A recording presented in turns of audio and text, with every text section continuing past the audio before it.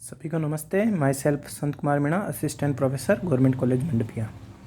आज हम financial management का फर्स्ट चैप्टर वित्त फाइनेंस का इंट्रोडक्शंस नॉर्मल पढ़ते हैं। उसके बारे में सबसे पहले बात करें कि वित्त क्या होता है। तो वित्त का तात्पर्य मुद्रा से है। डेफिनेशन की बात करें तो वित्त मुद्रा प्रबंध का अध्ययन है। इसमें न केवल वित्त बल्कि वित्त उपलब्ध करने की क्रिया शामिल हैं, उसके साथ साथ प्रशासन एवं नियंत्रण भी सम्मिलित किया जाता है। प्रशासन एवं नियंत्रण का मतलब का तात्पर्य है कि वित्त को कहाँ कहाँ उसका उपयोग करें। ये नहीं कि केवल अपन ने वित्त कहाँ से प्राप्त कर लिया है। इसके साथ साथ इम्पोर्टेंट ये भी है कि उस वित्त का प्रयोग अपन कहाँ कर रहे हैं।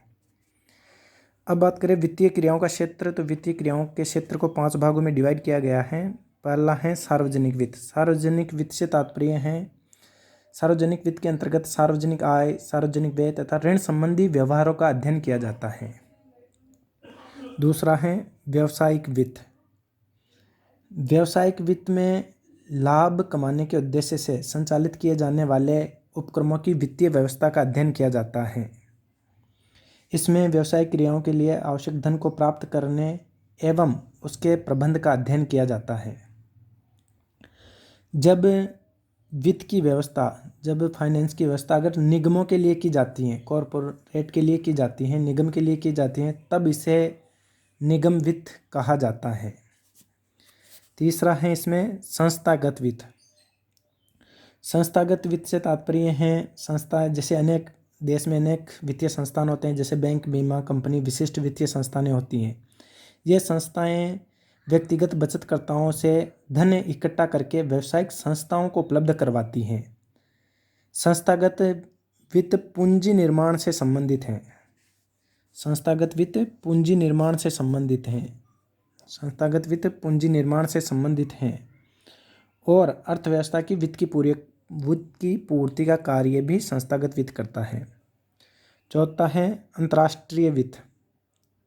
अंतर्राष्ट्रीय वित्त में राष्ट्रीय सीमाओं के बाहर व्यक्तियों एवं संगठनों में कोषों का प्रवाह तथा इन प्रवाहों का कुशलतम प्रबंध करने की विधियों का अध्ययन किया जाता है।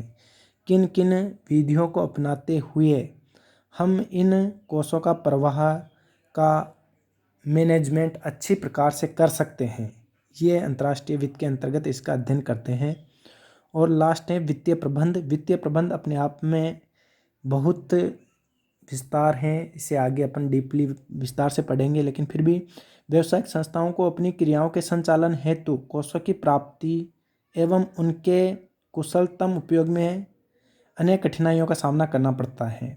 इस वजह से वित्तीय प्रबंध का अध्ययन किया जाता है, जिससे कि कोषों की प्राप्ति आसानी से हो जाए एवं उनका कुशलतम उपयोग किया जा सके। इसका अध्ययन अपन वित्तीय प्रबंध के अंतर्गत करते हैं। धन्यवाद।